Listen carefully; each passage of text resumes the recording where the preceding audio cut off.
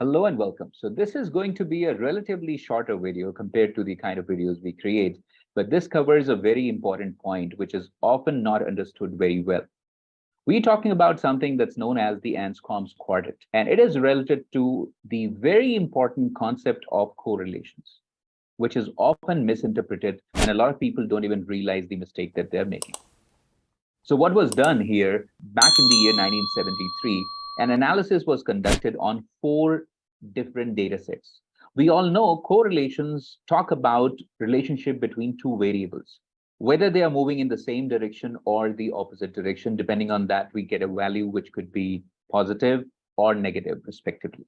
Now, the interesting thing about these 4 data sets is that they have some characteristics which are similar. For example, for all these 4 data sets, the average X value and average Y value is one and the same. So while the individual values vary, the averages of X and Y for all the 4 data sets are identical. And interestingly, if you were to use these raw values, or you just put it in a tool and compute the correlation coefficient, for all the 4 data sets, the correlation coefficient was identical, which was 0.816, approximately 82% positive correlation.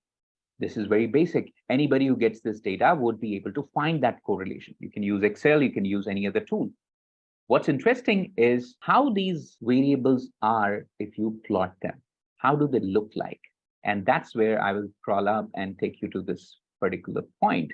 So see, the first pair of X and Y that we had shows a kind of linear relationship, not very tightly bound. You're trying to approximate them through a line.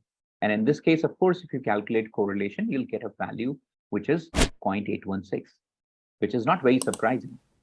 However, in this case, there is no linear relationship, and we still end up getting the R, or the Pearson's correlation coefficient, as 0.816. So this could be a trap. If you don't really check how your variables are behaving and you just go by the correlation value, you may not even see anything close to being linear, and you're still interpreting it as a linear relationship.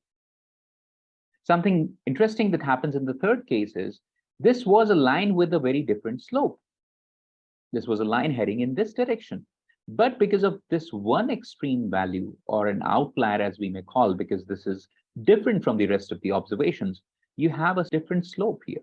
This is where we say correlation is also affected by the outliers. If you have extreme values in the data, it would tend to affect the relationship. And look at this case. Now, this is a case where this line was parallel to y-axis. All these points are parallel to y-axis, which means it is indicating there is no association between X and Y. There is no dependence that we are able to see. But because of this one outlier value, you seem to be forming a line like this. And now again, the R value of the Pearson's correlation coefficient is 0.816. These are also called the high leverage points.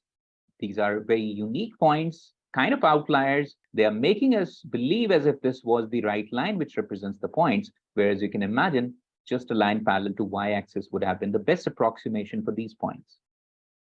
So when it comes to correlation, don't fall into the temptation of quickly calculating the correlation coefficient and begin to try making sense out of it. Always have a look at how these variables behave together. Look at it through a plot, which could be a scatter plot in most of the cases. And there are other variations available which show you multiple scatter plots together. But without a linear relationship, trying to interpret correlation is just not a good idea. Like I said, this is a short video. If you really got to learn something new, something interesting, give it a like and subscribe to our channel. Thank you.